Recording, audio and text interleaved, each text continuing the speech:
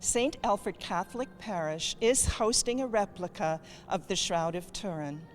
The exhibit, called Man of the Shroud, runs until March 8th. The Shroud of Turin is a large linen cloth believed to be the burial cloth of the crucified Jesus Christ.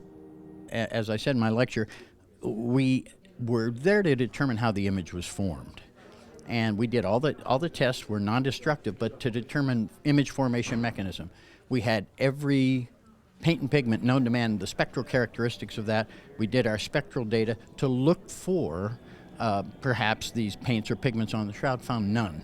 So in the end, although our primary question to answer was how the image was formed, we came back unable to answer that. We could tell you what it's not. It's not a painting, it's not a photograph, nor is it a scorch. Those were the sort of conventional ideas of how it might have been formed. It's none of those, but in the end, our results showed that we know of no mechanism today that can make an image with these same chemical and physical properties. A recent Man of the Shroud exhibit in Windsor drew 15,000 visitors. The church is understandably proud to be hosting the exhibit here at St. Alfred's. Well, it's a wonderful opportunity for everyone, those of faith who wish to make this part of their Lenten observance, and also for all people who have an interest in the science or the history of the Shroud of Turin.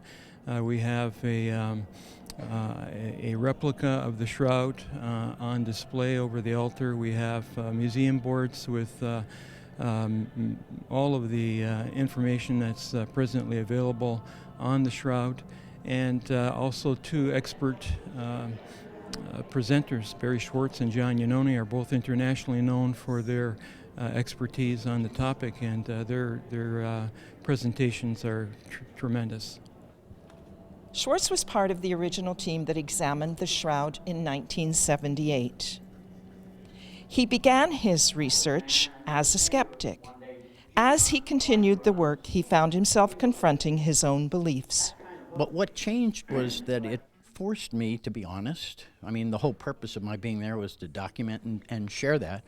And so honesty was part of my job. And when people started asking me, well, once I spoke publicly about it, what I believed, I'd walked away from Judaism when I was 13 and never looked back. So here I am in my mid-50s at this point, forced to confront my own beliefs for the first time. And the impact it had on me was, considering I was raised in an Orthodox home, God was part of everything every day, I found God had been there all along, just waiting for me to look inside my heart and find him. So it had the impact. How many Jews can say the Shroud of Turin led them back to their faith in God? And I can say that. Barry, I have to ask you, you're a scholar, you've been working on this for 30 years. Do you believe it's authentic? I absolutely believe it's authentic. I wouldn't be here on television speaking publicly or in public arenas if I had any doubts. And that's why it took me almost 20 years, literally, from the time we examined it until the time I built Shroud.com and came out publicly saying the science has now convinced me. The church has created a website where you can learn more about exhibit hours and lecture times.